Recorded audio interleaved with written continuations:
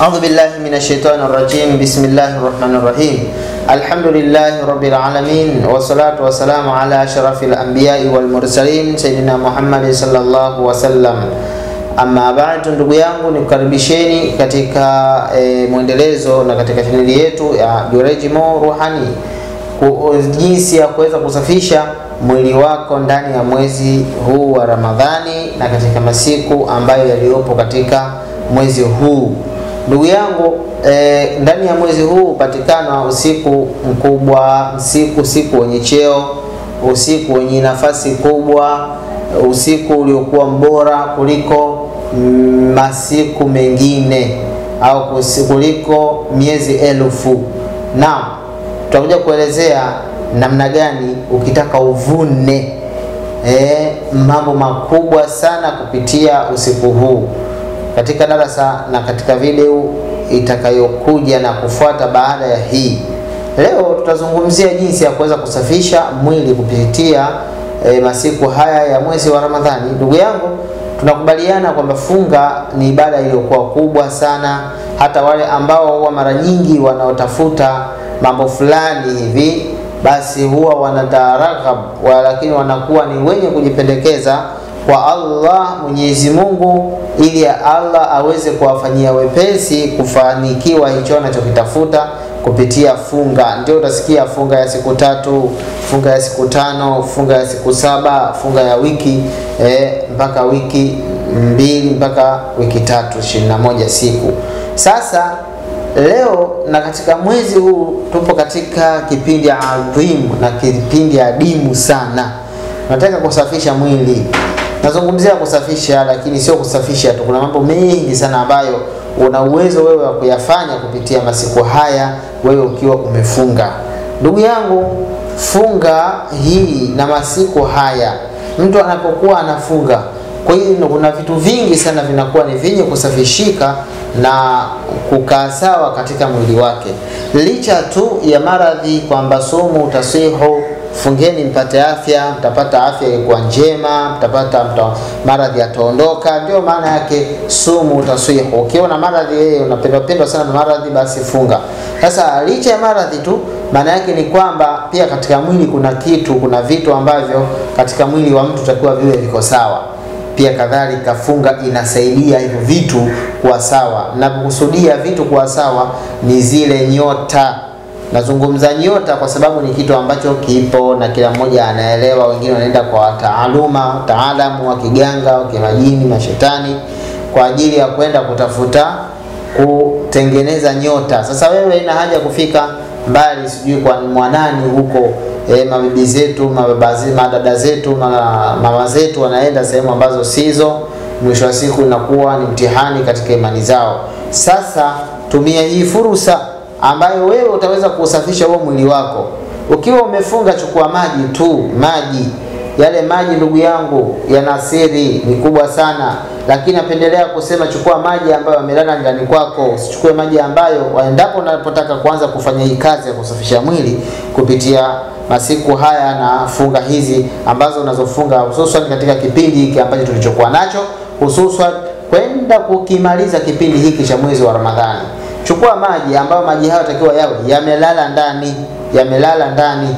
Unaweza ukachukua kopo au ndoo au jagi, chota maji yako safi salama, ukayaweka ndani, yakawa yamelala ndani. Sio yale ya kuchota katika kisima au katika mto ukayachukua ndio ukafanyia. Sharti yawe maji hayo yameweza kulala ndani. Hii ni tiba ya sayansi ya kitaaluma ya katika utafiti. Kizungumza hivyo na naelewa. Huwezi kujua mpaka uwe na D2. Haya ni mambo ambayo lazima uyafahamu kwamba kuna taaluma katika masaili mbalimbali ya kitiba. Hata katika funga tunaambiwa kwamba kwa nini funga iwe ni afya, kwa nini funga inatoa maradhi. Niliwahi kutoa somo moja. Kuna watu ambao Allah aliwapa mtihani au wamepata mtihani wa maradhi makubwa. Niliwahi kutoa somo kuhusiana na masala ya gonjwa la HIV. Mashaallah, kuna mmoja ambaye alikuwa amefikia katika hali ambayo ni ya ukingoni katika kuumwa sana na maradhi, lakini alhamdulillah ala kulli hali aliweza kupiga simu alipopata tu darasa siku ile ile. Alipiga simu, mwisho wa siku mashallah nikamuelekeza pale ambapo alikuwa hajalewa, akawa ni mwenye kutengeneza. Sasa hivi anaendelea na twiba, anakuambia shekhe, wallahi mabadiliko nimeanza kuyaona kabla ya yale masiku uliyosema akifika niende kapime. Hii ni saumu ndugu yangu, isikie hivi hivi. Kuna mwingine anakuambia mimi funga za Kiislamu siziwezi. Aise, masharti ya kutoka kuanzia asubuhi mpaka jioni bila kula.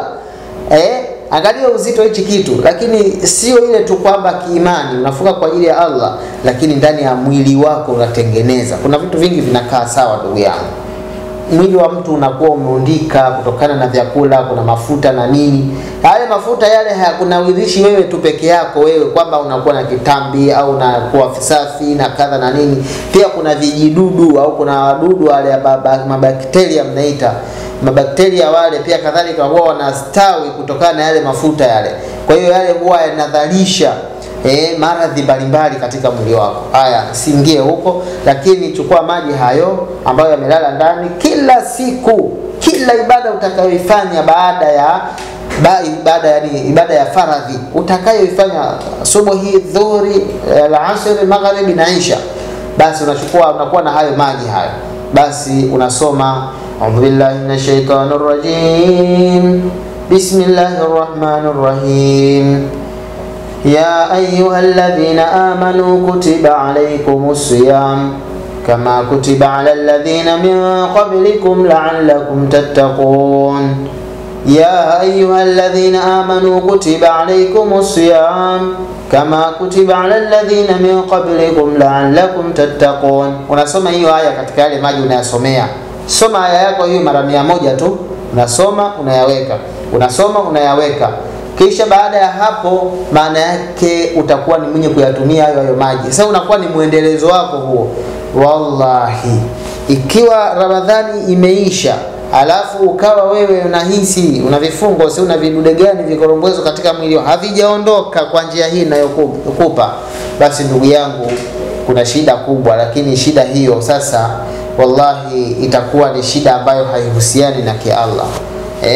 Hata kama ni kibinadamu, maana yake matatizo hayo yote yanayoundwa na mwanadamu Mwenyezi Mungu ndio ambaye ana uwezo wa kuyaondoa. Lazima yataondoka tu. Uyataondoka tu, vifungo vyote vitafunguka.